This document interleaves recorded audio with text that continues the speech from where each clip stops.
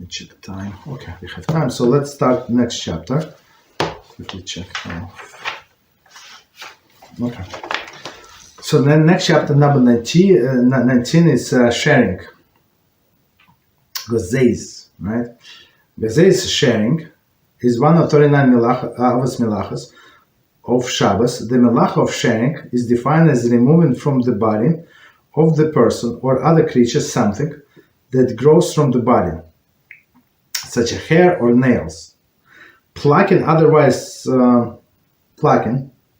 otherwise remove even a single hair may from any part of the body is forbidden under this melacha. So here we go, right?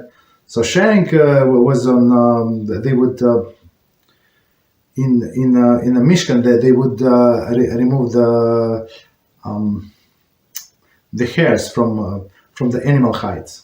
Okay, so what does it mean? To remove some hair from its natural growth, right? Meaning like pull the hair, and that's why we don't comb our hair on Shabbos, right? Unless you have like various like special brush, very soft, and it would give in if it's something entangled or something. That's the only way to allow, right?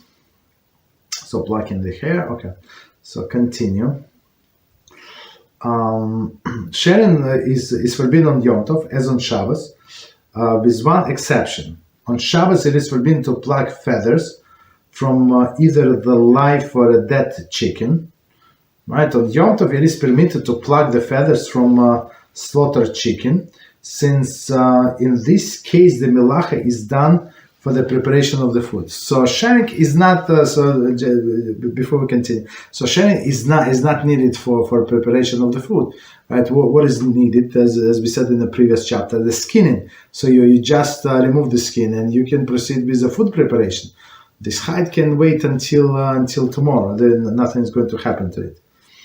Okay. So the only exception, as he said, that if you slaughter the chicken or something, or goose or something, so you can pluck off the feathers.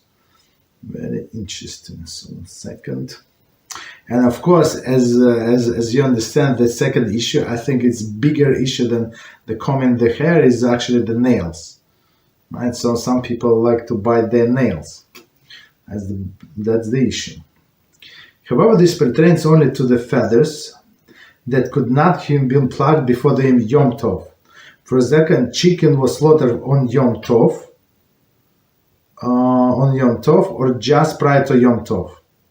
Okay, so meaning, as we said, you're allowed to, if needed, to slaughter a chicken on Yom Tov before Yom Tov, right? Meaning before that you did not have time to prepare it, to pluck off the hairs, so no problem. Not hairs, feathers. So you're allowed to pluck them on Yom Tov.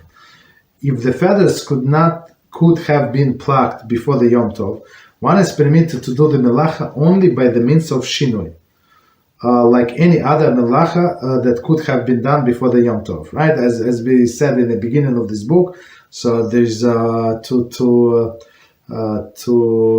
different approaches to what is allowed, what is not allowed, and one approach was if you could have done it before the Yom Tov with exactly the same quality, right? It's not going to spoil the quality of the food, so you're not allowed to do it on Yom Tov. So, but since there is second opinion, right? So that's our sages say you're allowed to. Proper not to, but after the fact, do it with a shinui. Right, so it's very interesting. I'm not sure. Listen to this. In this case, one should hold the feathers and pull the chicken away from them, rather than opposite. So that's mission impossible, right? To hold the chicken down and pluck the feathers is one thing, but to hold the feathers and pluck the chicken, it's too much exercise. Too much. Okay, so continue. For a thorough discussion on the laws of sharing, see the Shabbos Home, Volume 1, Chapter 11. We'll present only some practical applications of this melach. What pertaining to us today.